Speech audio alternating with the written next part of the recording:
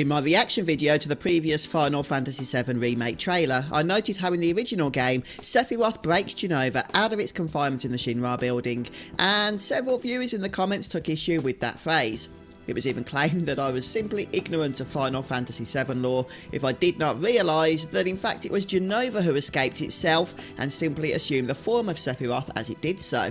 Now, while it is certainly true that Jenova is a shape-shifting alien that took the form of Sephiroth during this incident, and that Sephiroth's physical form has been encased in Mako at the Northern Crater during all of these events, it was still 100% Sephiroth that was breaking Jenova out here, and I think I just want to spend a couple of minutes explaining why this is the case.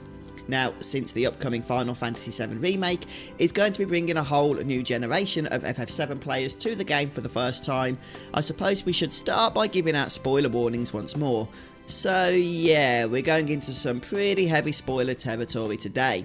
Right, so let's just cast our mind back to the time when the party first wakes up in the Shinra building after being held prisoner there, and they realise that they've been freed from their cells. Now, we do get a tease here, though it turns out this isn't the case, but we do get a tease that it was Sephiroth who was physically present and physically released Jenova for some unknown cause. However, what we learn later is that this form of Sephiroth, you know, the one that we've been chasing around for most of the game, and the one that even kills our beloved Aerith, is in fact Jenova itself. However, what we discover later is why Jenova is moving around the planet, and it has to do with something called the reunion theory. And Professor Hojo goes into all of the juicy details of this during the Disc 2 scene that I'm showing here. As a brief summary though, Hojo's prediction was that all of these shape-shifting Jenova cells had an innate instinct within them to remain connected to one another.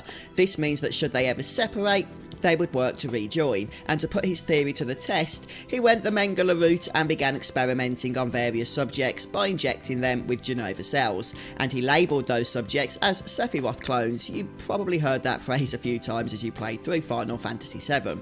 Interestingly though, that phrase is probably just a poor translation from the Japanese, and it has actually been the source of confusion for many players, and that's because Sephiroth clones are not actually clones at all. They are simply those with whom Hojo has injected those Jenova cells.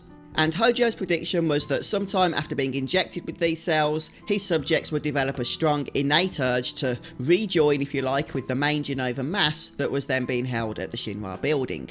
And this was his reunion theory. But, and there's always a but, isn't there, there is one critical fact that nobody, including Hojo at this time, was aware of.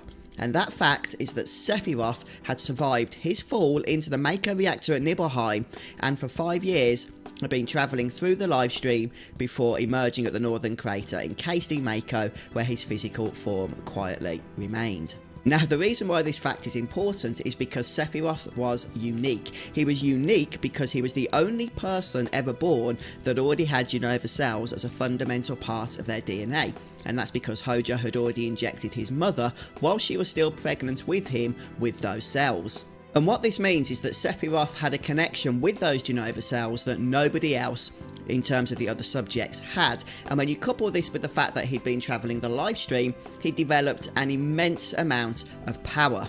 In fact, he'd become so powerful that he'd now gained the ability to actually take control of the reunion process himself. His mind was strong, he just desired the body to go with it. So what does he do? Well, he begins to manipulate the innate ability of the Jenova cells to reconstitute together by placing himself at the centre of that process. And the most obvious manifestation we see of this is his breaking out of Jenova from the Shinra building. He is literally controlling that mass of cells to move the body across the world and to his location at the crater. Now, once it was discovered that Sephiroth was alive, Hojo's reunion theory was all proven correct, just perhaps not in the way that he initially expected it to be. He thought that all of the Sephiroth clones, as he called them, would reconvene at the Shinra building where Jenova was being held. Instead, of course, all of those Sephiroth clones and all of those Jenova cells, including the big massive Jenova cells at the Shinra building, all went to reconvene at the Northern Crater where Sephiroth was chilling out. And incidentally, Cloud also had Jenova cells in his blood, making for that bombshell revelation on Disc 2, that his desire to save the planet was really a facade to some degree, even to himself. He had no real choice in fact in pursuing Sephiroth, as the latter was literally controlling Cloud to gain access to the Jenova cells that he had. He was just as much a part of the reunion process, but Cloud's story can be for another time. So yes, Sephiroth was the one who broke Jenova's body out of its containment, and now we know the reason why this happened, so hopefully this just clears up the situation as we go into the remake here. But if you have any further ideas for future Final Fantasy VII lore topics that you think could be beneficial to discuss, then please do share those with me in the comment section for a potential future video. But thank you so much for stopping by today. Hope you all have a wonderful rest of the day, and I will see you in the next video.